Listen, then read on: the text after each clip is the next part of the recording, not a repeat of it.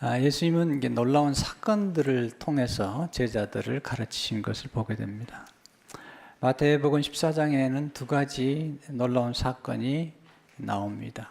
첫 번째 사건은 오병이어의 기적이죠. 어린아이가 가져온 보리떡 5개와 물고기 2마리로 남자만 5,000명, 어린아이와 여인들을 합하면 2만 명에서 3만 명을 먹이신 놀라운 사건이죠. 이것은 성공의 사건이죠. 하나님은 우리의 삶의 성공을 통해서 우리에게 교훈하기를 원하십니다. 근데 조심할 것은 우리에게 성공이 필요하지만 그리스도인들은 성공을 위해 부름받은 것은 아니고요. 사명을 위해 부름받았다는 사실이죠. 예수님이 놀라운 성공을 경험하니까 사람들이 예수님의 성공의 도취가 되었어요. 그래서 예수님은 억지로 임금을 삼으려고 하는 것을 보게 됩니다.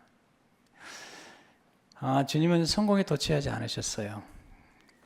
성공의 유혹을 받지 않으시고 예수님이 오신 것은 임금이 되려고 오신 게 아니고 십자가를 지시고 우리를 구원하기 위해서 오신 거기 때문에 그들의 억지로 임금을 삼으려고 하는 것을 물리치시고 혼자 산으로 가신 것을 보게 되죠. 요한복음 6장 15절을 보게 되면 그러므로 예수께서 그들이 와서 자기를 억지로 붙들어 임금으로 삼으려는 줄 아시고 다시 혼자 산으로 떠나가시니라.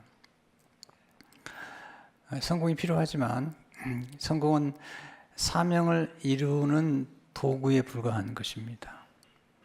우리가 세상 사람과 똑같이 성공이나 또는 물질적인 부유에 집착한다면 우리는 그리스도인이 아닙니다. 우리는 각자에게 주신 사명을 이루기 위해서 이 땅에 부름을 받은 사람들입니다. 그런 면에서 성공은 아주 위험한 것입니다. 성공은 우리로 하여금 사명을 망각하게 만드는 아주 위험한 것이기 때문에 우리는 성공의 때에 늘 경각심을 가져야 됩니다. 주님은 정확하게 아셨기 때문에 그들을 그렇게 들떠있는 그들을 이제 풍랑 속으로 보내셔서 그들로 하여금 실패를 경험하게 하시고 성공에 들떠있는 그들로 하여금 다시 사명을 고취시키는 사건이 이제 오늘 본문의 사건이죠.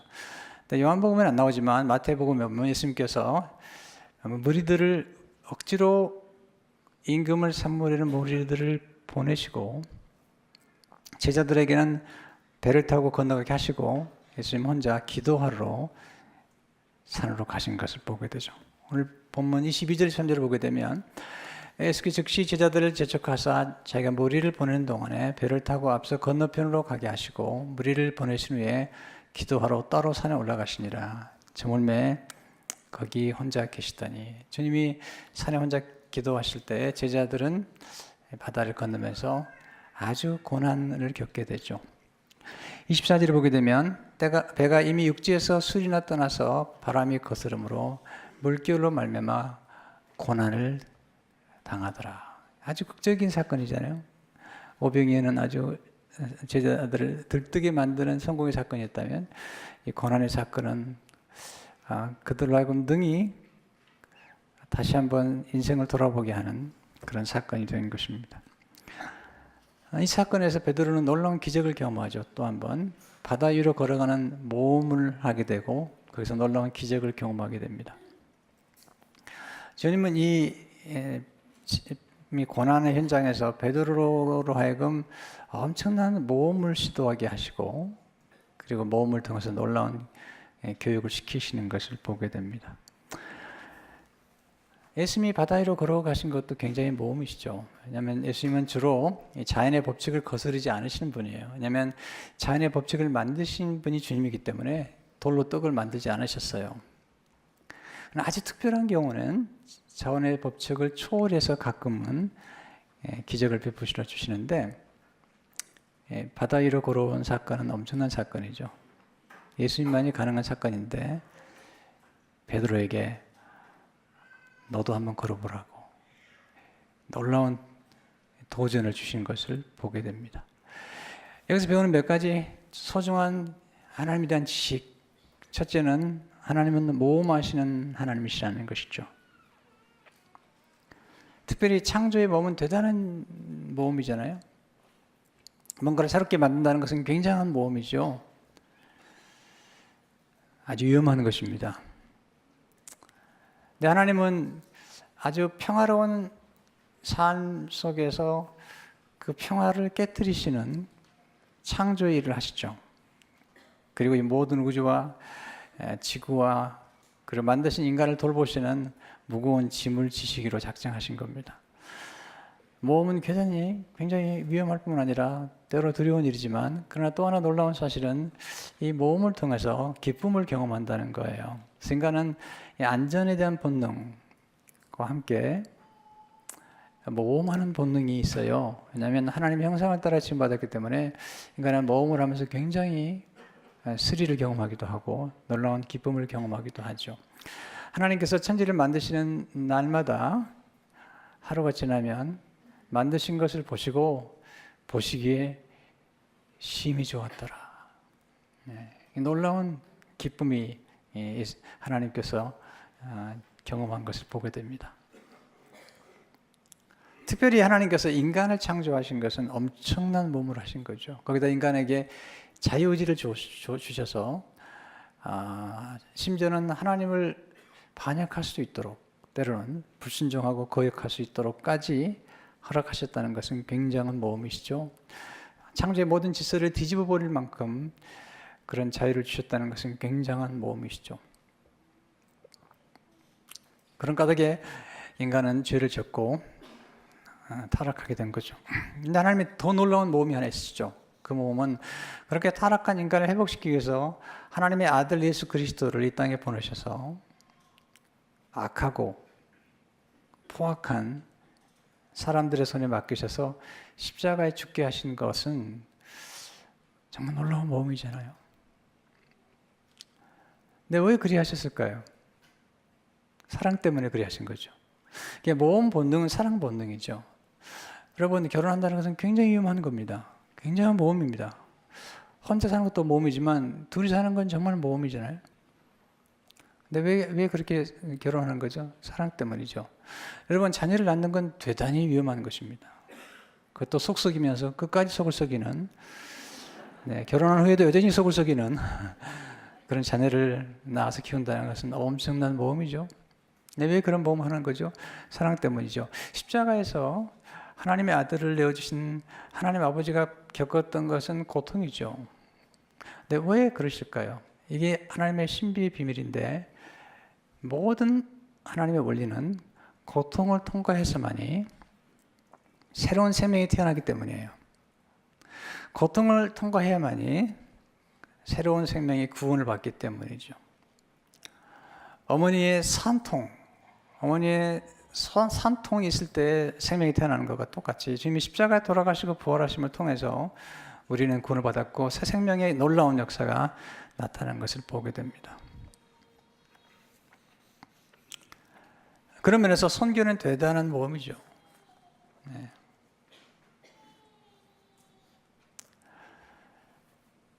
마이클 프로스트라는 분이 이렇게 그의 모험으로 나서는 믿음이라는 책에서 기록하고 있습니다. 선교가 없는 교회들에게는 모험이 없다. 모험이 없으면 선교도 없다. 예수님이 베드로를 선택하시고 그리고 그에게 뭔가를 맡기신 것은 대단한 모험이에요. 여러분 기억하셔야 돼요. 하나님이 여러분을 선택하신 건 대단히 모험하신 거예요. 저 같은 사람을 선택해서 이렇게 주일마다 말씀을 전하게 하시는 것도 대단히 모험을 하신 거죠. 지금 베드로가 예수님께 놀라운 모험을 하겠다고 자청을 하잖아요. 그 고난의 밤에 예수님이 찾아왔을 때 베드로가 예수님께 나도 좀 걷게 해주십시오. 28절을 보니까 베드로가 대답하여 이르되 주여 만일 주님이시거든 나를 명하사 물 위로 오라 하소서 하니 주님 허락하시죠. 29절에 보니까 오라 하시니 베드로가 배에서 내려 물 위로 걸어서 예수께로 가되. 우리 인간에는 아까 말씀드린 것처럼 안전 본능이 있어서 늘 안전하기 원하지만 때로는 놀랍게 우리 인간은 모험하는 본능을 갖고 있기 때문에 그 모험하는 본능을 예수님이 이렇게 터치하시게 되면 우리 놀라운 모험을 하게 되는 것을 보게 됩니다. 그래서 배우는 두 번째 교훈은 예수님은 제자들을 모험을 통해서 키우셨다는 거죠. 우리도 모험을 통해서 성장하게 되는 것입니다. 예수님께서 제자들을 배를 태워 보내셨는데 예수님이 보내신 그 배에 풍랑이 온 거죠. 24절에 보면 배가 이미 육지에서 술이나 떠나서 바람이 거스름으로 물결로 말미암아 고난을 당하더라. 제자들은 뱃사람들이 있었잖아요. 그 안에. 가끔 우리에게 찾아오는 풍랑과 그리고 폭풍우는 때로 우리의 경험으로 잘 해결이 안 될 수가 있거든요. 근데 지금 여기서 우리가 조금 주의 있게 봐야 되는 것은 뭐냐면 지금 배를 타고 건너가라고 말씀하신 분은 예수님이시잖아요. 제자들은 예수님께 순종했어요. 순종했는데 고난이 온 거예요. 우리는 순종하면 고난이 없을 거라고 생각하지만 그렇지 않아요. 하나님을 잘 믿는 사람들, 성경이 나타난 인물들 가운데 하나님께 순종하는 까닭에 오히려 더 많은 역경을 통과하는 분들이 많아요. 물론 궁극적으로는 순종하는 사람에게 하나님이 상을 주시고 또 영광을 주시면 그러나 즉각적으로 그걸 허락하신 건 아니고 우리가 순종할 때 오히려 즉각적인 삶 속에서는 우리가 견딜 수 없는 역경과 고난을 통과할 수 있다는 것도 잊어서는 안 되죠. 마크 베트서는 이렇게 얘기합니다. 나는 가장 큰 역경을 거친 사람을 하나님이 가장 크게 쓰신다고 확신한다. 싫어도 이것이 어쩔 수 없는 현실이다. 역경을 거쳐야 하나님을 제대로 섬길 수 있다. 우리 주님 보세요. 죽기까지 복종하셨어요. 그럼 십자가 없어야 되잖아요. 여러분 예수 믿고 교회 생활하면서 여러분들 순종했는데 가끔 당하는 어려움과 오해와 그리고 역경들을 거치실 때 너무 낙심하지 마세요. 왜냐하면 주님도 순종하셨고 죽기까지 복종하셨지만 십자가가 기다리고 있었던 거죠. 가끔 우리는 생각하잖아요. 우리가 고난을 당하면 혹시 무슨 죄를 지어서 그런 건 아닌가 생각할 수도 있고요. 또 어떻게 그렇게 생각할 수 있지만 그러나 성경에 보면 순종한 까닭에 오히려 고난을 겪은 하나님의 사람들이 많죠. 요셉이 아버지 말씀에 순종한 까닭에 그런 애굽으로 끌려가잖아요. 하나님의 말씀에 순종한 까닭에 옥에 들어가잖아요. 근데 놀라운 사실은 그런 사건들을 통해서 하나님이 놀라운 일들을 이루시고 궁극적으로는 놀라운 하나님의 축복을 베푸셨다는 사실이죠. 제자들이 지금 고난 가운데 있을 때 고난이 점점 극심할 때 주님은 산에서 기도하셨어요. 기도하시면서 제자들을 위해서 기도하시고 제자들이 고난을 당하는 걸 보시고 그리고 기도하신 중에 그들이 정말 어려움 중에 처하니까 주님이 안 하던 방법들을 쓰세요. 바다 위로 걸으시는 거죠. 25절에 보니까 밤 사경에 예수께서 바다 위로 걸어서 제자들에게 오시니 이 밤 사경은 3시부터 6시름이에요. 새벽 3시부터 6시가 가장 어두운 시간에 주님이 급히 걸어오신 거죠. 기억하세요. 예수님은 우리가 고난당하는 것을 보실 때 중보하세요. 안타까워하시면 중보하시죠. 그리고 예수님 고난의 절정의 순간에 급히 찾아오세요. 예수님께서 바다 위로 걸어오시잖아요. 제자들이 너무 놀라죠. 유령이라고 생각해. 26절에 보면 제자들이 그가 바다 위로 걸어오심을 보고 놀라 유령이라 하며 무서워하여 소리 지르거늘. 사람은 무서워해요. 제자들도 무서워했어요. 여러분도 저도 무서워해요. 두려워해요. 주님께서 27절에 너무 친절하시죠. 예수께서 즉시 이르시되 안심하라. 나니 두려워하지 말라. 여러분이 살다 보면 두려운 일이 많아요. 또 두려운 일들이 아주 큰 두려움이 가끔은 찾아오죠. 여러분 두려움을 이기는 길이 있어요. 두려움에 익숙해지셔야 돼요. 네. 두려움을 친구로 삼으셔야 돼요. 두려움이 오면 반갑다 친구야. 그리고 좀 있다가 이제 가도 좋겠다. 그러나 우리가 기억할 것은 두려워하게 되면 모험할 수 없어요. 들어가게 되면 아무것도 못해요. 그래서 가나안 땅을 정복해 들어가는 여호수아에게 두려워하지 말라. 우리가 하나님의 사명을 감당하려면 모험해야 되기 때문에 그 모험하기 위해서는 두려움을 정복해야 돼요. 그래서 여호수아 1장 9절에 보면 내가 내게 명령한 것이 아니야. 강하고 담대하라. 두려워하지 말며 놀라지 말라. 내가 어디로 가든지 내 하나님 여호와가 너와 함께 하느니라 하시니라. 베드로가 두려움을 이겨내야 돼요. 그래야지 그가 앞으로 만나게 될 수많은 어려움들과 그리고 복음 전도에 있어서 그가 경험해야 될 많은 모험을 시도할 수가 있기 때문이죠. 근데 12제자 가운데 베드로가 언제나 지도자가 될 수 있는 까닭은 그는 언제나 앞서 행동하기 때문이에요. 그리고 모험할 줄 알았기 때문이에요. 12제자 가운데 가장 모험을 잘했던 사람, 모험의 모범을 보였던 사람이 베드로죠. 28절을 보세요. 베드로가 대답하이르되 주여 만일 주님이시거든 나를 명하사 물 위로 오라 하소서 하니. 이건 대단한 모험이죠. 왜냐하면 이 역사상 바다 위로 걸어본 사람은 없기 때문이에요.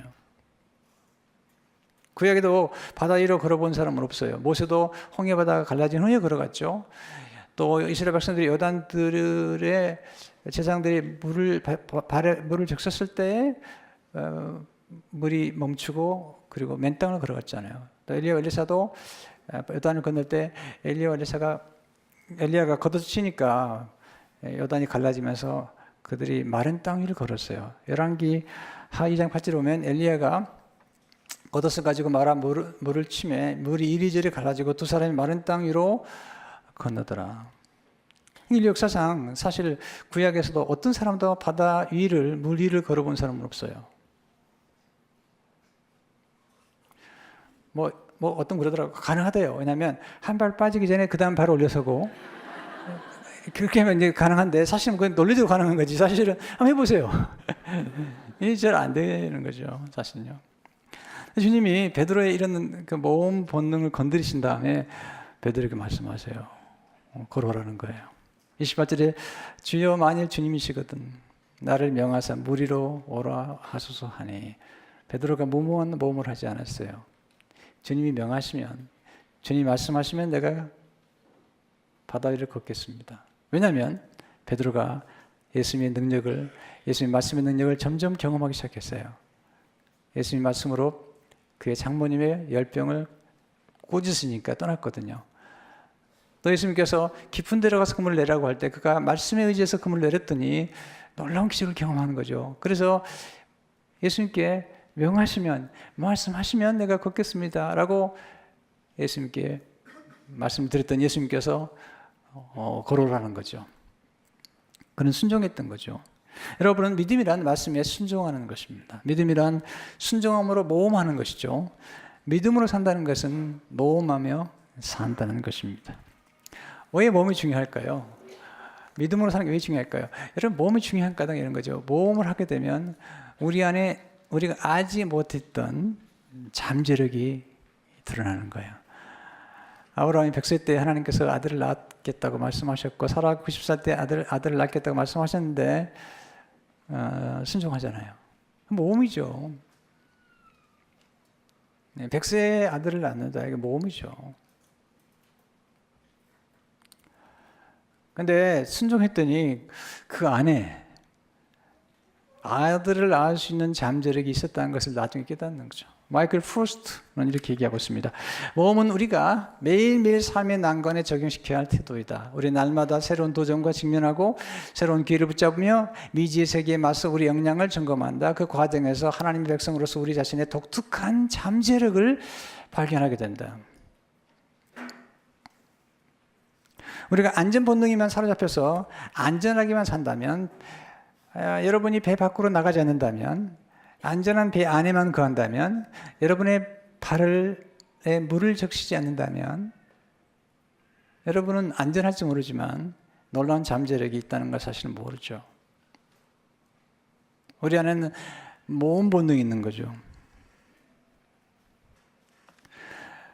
지금 12명 가운데 11명은 배 안에 있습니다. 예수님 오셨기 때문에 배 안에 있는 제자들이 안전한 거죠. 근데 문제는 안전한 12명의 제자보다 지금 베드로가 지금 지도자가 됐었는 까닭은 그런 배 밖을 나와본 사람이에요. 여러분, 안전한 여러분의 컴포트 존에 있어가지고는 놀라운 잠재력, 특별히 하나님의 놀라운 능력을 모르는 거죠. 여기서 베드로가 경험한 것은 본인 안에 바다 위를 걸을 수 있다는 잠재력뿐만 아니라 예수 그리스도는 베드로를 바다 위로 걸어오게 할 수 있다는 그 놀라운 능력, 바다 속에 빠진 그를 건져낼 수 있다는 놀라운 능력, 그리고 바다 위에서 바다 속에 빠진 그를 다시 건져내셔서 또 함께 걸어갈 수 있는 능력을 베풀었다는 사실을 깨닫게 된 거죠. 여러분, 믿음으로 도전할 때, 하나님이 개입하시도록 믿음으로 도전할 때 우리 인생 가운데 가장 최악의 순간이 가장 놀라운 순간을 바뀔 수가 있고요. 우리 생각 가운데 흉악한 소식이라고 생각했던 그 놀라운 흉악한 소식이 가장 기쁨의 소식으로 바뀔 수 있는 거예요. 이스라엘 백성들이 골리앗 장군 앞에서 다 두려워했어요. 그건 두려운 스토리였어요. 그런데 하나님이 개입하시고 다윗이 믿음으로 개입했을 때 그들의 가장 두려운 스토리가 가장 재미있는 스토리로 바뀐 거죠. 가끔 우리는 우리 생각 가운데 지나간 세월 가운데 가장 힘들었던 스토리들이 가장 재미있는 스토리가 된다는 것을 아십니까? 여러분, 남자들 모이면요, 갑자기 누구 한 사람이 실수로 군대 얘기를 하면요, 군대에서 축구 찬 얘기를 하면요, 그때부터는 막 너무너무 즐거워지는 거예요. 여자들은 너무 싫어하는데, 군대 얘기도 싫어할 뻔해 군대에서 축구 찬 얘기는 더 싫어하는데. 왜 그렇죠? 남자들 생각 가운데 군대의 경험은 어떻게 보면 최악의 경험이거든요. 근데 지나가 보니까 놀라운 스토리가 그 안에 담겨 있는 거죠. 오늘 여러분 생각 가운데 혹시 이 소식은 정말 좋지 않은 소식이야,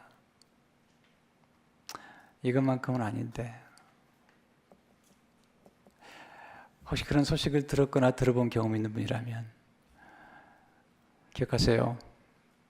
하나님이 개입하시면 바로 그 소식이 기적의 소식이 될 줄로 믿습니다. 이게 하나님의 놀라운 역사죠. 하나님이 성경에 나타난 놀라운 스토리들이 바로 그런 스토리죠.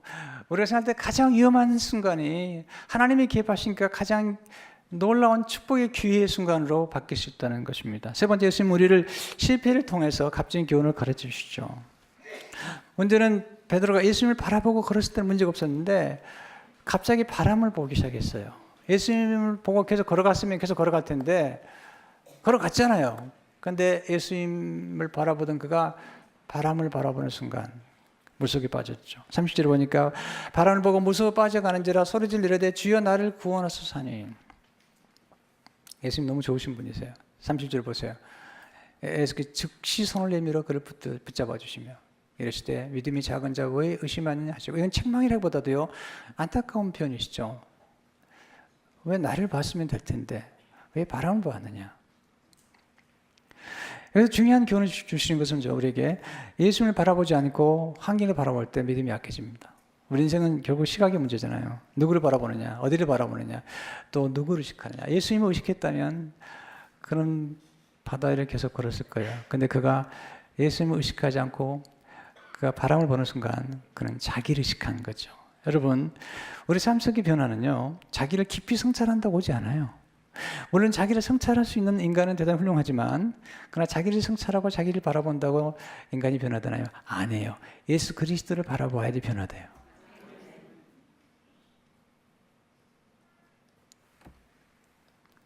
놀라운 사실은 예수님께서 즉시 그를 건져내시고 그와 함께 바다 위를 걸어서 그와 함께 배에 오르셨다는 거죠. 32절 보세요. 배와 함께 오름에 바람이 그치는지라. 저는 이 사건을 묵상하다가 베드로가 2번 걸었다는 확신이 이렇게 됐어요. 처음엔 혼자 걸었어요. 두 번째 예수님이 그를 건져내신 다음에 예수님과 함께 바다 위를 걸어서 배 안에 들어갔어요. 여러분, 아무리 상상해도요, 예수님께서 먼저 배에 들어가신 다음에 물에 빠진 그를 건져냈다는 흔적이 없어요. 안 보이세요? 다시 한번 설명해 드려요. 빠진 그를 건져내신 다음에 함께 걸어서 함께 배 안에 들어가신 거예요. 두 번 걸었던 거죠. 이런 중에 베드로에게 가르치신 게 뭐냐면 어디를 보느냐가 중요하다. 여러분, 예수님은 실패를 통해서 시각의 중요성을 가르치시고 또한 믿음의 중요성을 가르치시죠. 그리고 의심을 정복하는 믿음의 중요성을 가르치시죠. 베드로는 그렇기 때문에 그의 서신을 보게 되면 믿음을 아주 강조해요. 베드로는 7장 7절을 보니까 너의 믿음의 확실함은 불로 연단하여도 없어질 금보다 더 귀하여 예수 그리스도께서 나타나실 때 칭찬과 영광과 존귀를 얻게 할 것이니라. 그는 연단한 믿음을 가졌던 거죠. 그는 보배로운 믿음을 가졌던 거죠. 그는 실패를 통해서 그의 손을 붙잡아 주시는, 물속에 빠지는 그를 붙잡아 주시고 건져 주신 걸 경험했어요.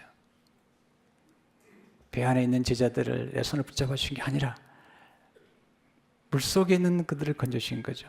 여러분, 이거 아시나요? 우리는 기도 많이 해도 하나님 우리 물에 빠지게 만드세요. 사드락과 메삭과 아벳느고가 믿음이 좋았어요. 금신상에게 절하면 풀무불에 들어가요. 절하지 않았거든요.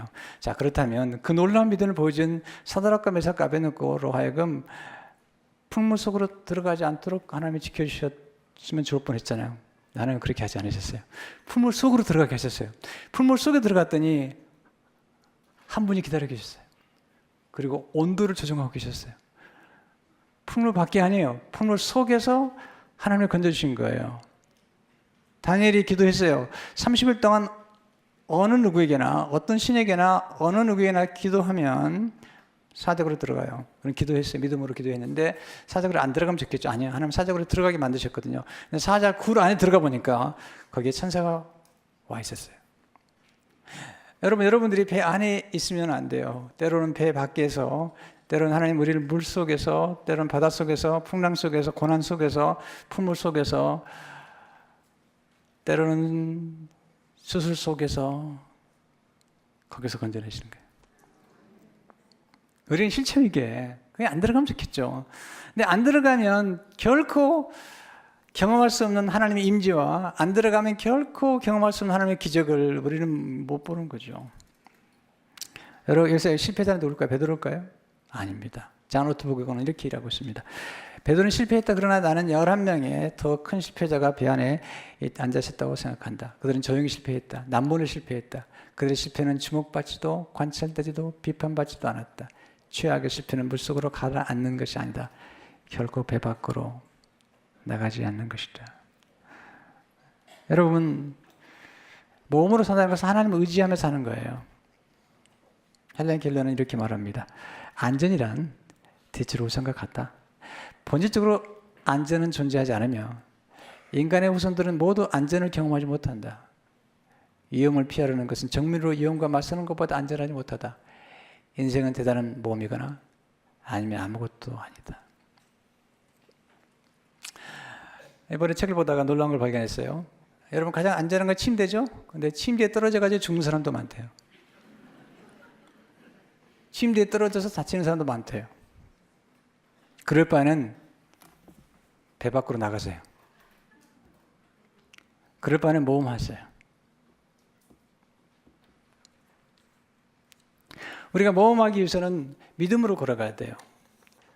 한 발자국 우리 발에 물을 적셔야 돼요. 그게 믿음이에요. 우리가 믿음으로 걸어가기 위해서 소망을 가져야 돼요. 베드로는 바다 위를 걸을 뿐만 아니라 앞으로 그의 생애 가운데 모험할 걸 소망했기 때문에 한 걸음을 걸어가는 거죠. 여러분, 우리가 힘들어도 우리가 계속하고 있다면 우리는 뭔가 소망하고 있는 거예요. 여러분, 그게 부르심이에요. 제가 요즘도 굉장히 좀 어려운 과정을 겪고 있는데, 그런 제가 여전히 하고 있는 게 있어요. 그것은 말씀을 준비하는 거고요. 말씀을 전하는 거예요. 또 사람들을 양육하고 키우는 거예요.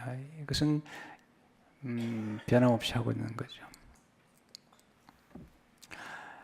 잔 오트버그는 미켈란젤로의 이야기를 이렇게 기록하고 있습니다. 미켈란젤로는 시스타나 성당의 천정화를 그릴 때 천장에 그림을 그려야 되는 게 보통 어려운 게 아닙니다. 천장에 이렇게 그림을 그려야 되는데 너무 힘들어 그만두려고 했다. 시스타나 성당을 땅거미가 완전히 덮으면 미켈란젤로는 지치고 쑤신 몸을 이끌고 해외에 차서 사다리를 밟고 발판에서 내려왔다. 쓸쓸한 저녁을 먹은 후 고달픈 몸으로 시를 지었다. 마지막 형은 이러했다. 나는 화가도 아니다. 그러나 해가 다시 떠오르면 미켈란젤로는 침상에서 일어나 다시 발판으로 올라가서 창조주에 대한 장엄한 환상에 하루 종일 다시금 몰두했다. 그가 다시 사다리를 올라가도록 만드는 것은 무엇인가? 소망이다. 여러분의 삶 현장으로 또 가게 만드는 건 뭐죠? 소망이잖아요. 목회자들이 목회 현장이 힘들어요. 어떤 목사님 정말 한국에서 훌륭한 목사님인데 그런 얘기를 하시더라고요. 항상 사표를 품에 품고 다니셨대요. 네, 너무 힘드니까 그만두고 싶다. 그래서 또 올라가는 거죠. 이 소망 때문에 그러는 거예요.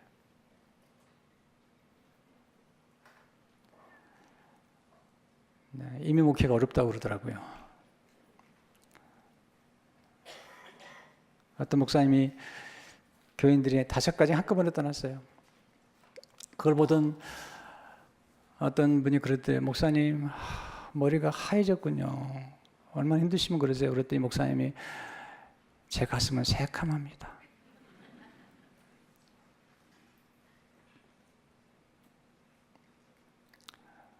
네, 이미 목회가 얼마나 어려우면 그런 얘기를 했다고 그래요. 보통 코끼리가 항상 이렇게 고개를 끄덕이죠. 이렇게 끄덕이는 거 봤어요? 이렇게 끄덕이는 방법 하나밖에 없대요.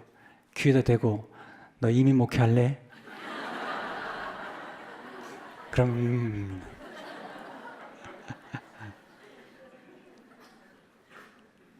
네, 얼마나 어려우면 그런 표현을 했겠습니까마는 그러나 목회자들이 다시 한번 이민자의 삶 속에서 참 어려운 목회하는 분 많으세요. 제가 투산에 가서 설교한 적이 있는데요. 아리조나에 갔는데 그 목사님은 한 영혼을 전도하기 위해서 한국 사람이 없으니까 코스코에 가서 4시간씩 5시간 기다리는 거예요. 왜냐하면 거기 온 한국 사람이 있으면 만나 전도하려고. 어려운 거예요. 네. 성도 사람들이 선교지를 떠날 때는 가끔 너무 힘들어서 이제 그만했으면 좋겠다. 그렇게 생각하고 왔다가 또 다시 돌아가잖아요. 근데 모험한 인생을 살기 위해서 가장 중요한 건 사랑이죠. 사랑. 베드로가 바다 위를 걸을 수 있었던 것은 예수님을 사랑하기 때문에. 여러분, 사랑은 신뢰하는 거예요. 여러분, 누군가를 사랑한다면 신뢰하는 거예요. 끝까지 신뢰하는 거예요. 여러분, 가정을 지키는 가장 좋은 길을 알려 드릴게요. 끝까지 신뢰하는 거예요. 남편이 어떠하든 아내가 어떠하든 나는 끝까지 믿는다고. 이게 사랑이죠.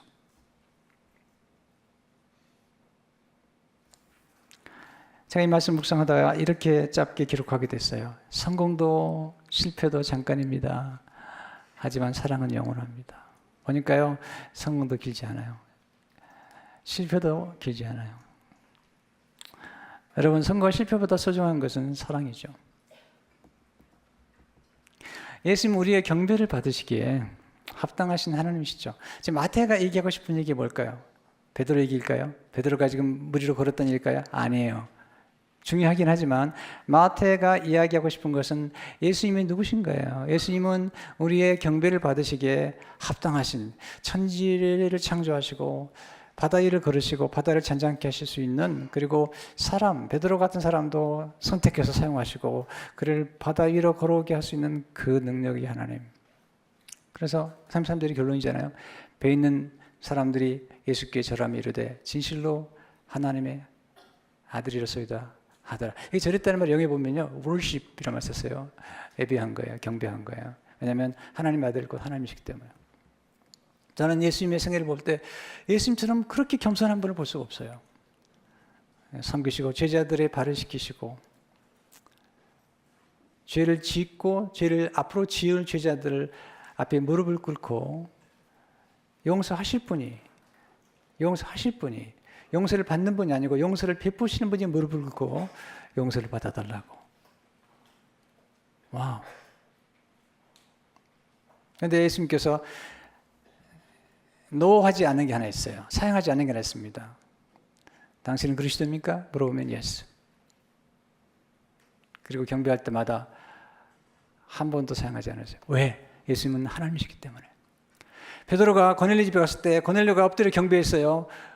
경배하지 말라고, 절하지 말라고, 나는 하나님이 아니라고. 사도 요한이 요한계시록 보게 되면 천사를 만났을 때 너무 천사의 아름다운 모습과 영광스러운 모습을 보면서 경배하죠. 천사가 뭐라죠? 경배하지 말라. 오직 하나님께 경배하라. 나는 하나님의 종이라는 거죠. 예수님은 우리의 경배를 받으시기 합당하신 분이시죠.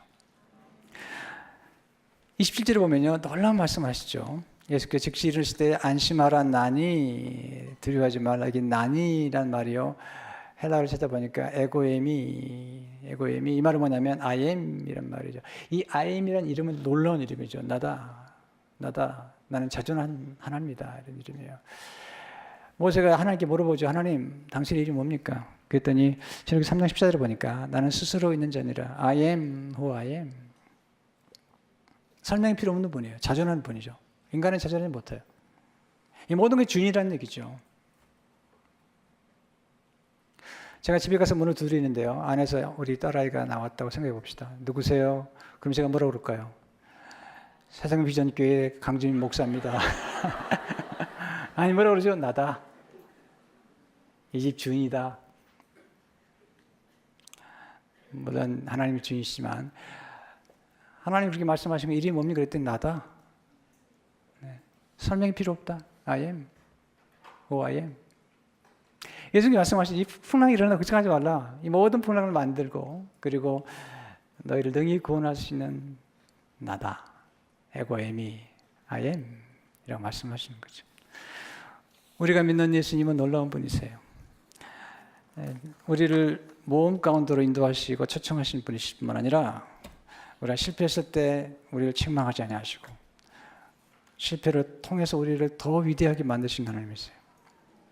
그 예수님만이 우리가 들었을 때 이건 위험한 사건이라고 말하는 그 사건을 위대한 사건으로 만드시는 분이요, 우리 생활 때 너무 두려운 스토리를 너무나 즐거운 스토리로 만들 수 있는 유일하신 그분 예수 그리스도, 그분 바라보며 승리하시기를 축원합니다.